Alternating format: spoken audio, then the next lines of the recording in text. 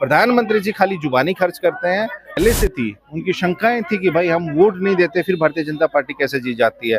अभी चोरी से ये सरकार बनाते थे, अब तो इनकी चोरी पकड़ी गई। गरीब कुचले जो दबे लोग हैं उनके अधिकारों को कुचलने का काम करता है। हमारे साथ यहाँ पर अभी राज्यसभा सांसद संजय यादव जी मौजूद है, जिनसे जुड़ते हैं और जानते हैं जिस उद्देश्य के साथ वोटर अधिकार यात्रा की शुरुआत हुई है, क्या बिहार में वो उद्देश्य पूरा होता हुआ नजर आ रहा है? वो आप भी देख रहे हैं, आज 7वां दिन है, जन सैलाब सड़कों पे उमड़ा हुआ है।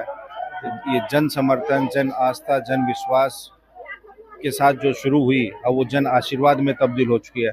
लोग अब तो घरों से निकल के भारी बारिश में, बाढ़ में, धूप में, उमस में निकल के तेजस्वी जी, राहुल जी को देखने और सुनने आ रहे हैं, उनको अपना समर्थन देने आ रहे हैं। तो लोगों के मन में ये बात पहले से थी, उनकी शंकाएं थी कि भाई हम वोट नहीं देते फिर भारतीय जनता पार्टी कैसे जीत जाती है। अभी चोरी से ये सरकार बनाते थे, अब तो इनकी चोरी पकड़ी गई। कैसे मतदाता सूची में ये धांधली करते हैं, विपक्ष के समर्थक जो मतदाता हैं उनके वोट काट देते हैं, अपने जो मजबूत बूथ हैं उनमें कुछ फर्जी वोट जुड़वा देते हैं, और वो चोरी पकड़ी गई है तो बौखला गए ये लोग, तिलमिला गए। तब प्रधानमंत्री बिहार आए, उन्होंने कहा बिल को लेकर के जब अधिकारी कोई गलती करता है तो सस्पेंड होता है, तो नेता क्यों नहीं? कानून पहले से बना हुआ है। आप 11 साल से क्या कर रहे हैं भाई? आप थानेदार को इतनी पावर दे दीजिएगा कि अब वो एक मुख्यमंत्री को बिना सुनवाई किए, बिना सजा किए, बिना ट्रायल चले 30 दिन आप अरेस्ट करेंगे और फिर उसको आप उसकी सरकार को बदल देंगे, लोकतांत्रिक रूप से करोड़ों लोगों द्वारा चुने हुए मुख्यमंत्री को। तो ये तो तानाशाही और अलोकतांत्रिक बिल है, क्योंकि ये जो दक्षिणपंथी ताकतें हैं ये कभी लोकतंत्र में विश्वास नहीं करती। ये लोग खाली तानाशाही के बल पे पूंजीपतियों को पोषित करने का काम करते हैं और गरीब कुचले जो दबे लोग हैं उनके अधिकारों को कुचलने का काम करते हैं। बिहार में लिया गया संकल्प हम पूरा करते हैं। प्रधानमंत्री जी ने कौन सा संकल्प लिया है? बिहार के ट्रम्प के कहने से तो सीज फायर कर दिया। बिहार के विकास में प्रधानमंत्री जी आप अपने आर्काइव में उनके पुराने भाषण निकाल के उनको सुना दीजिए।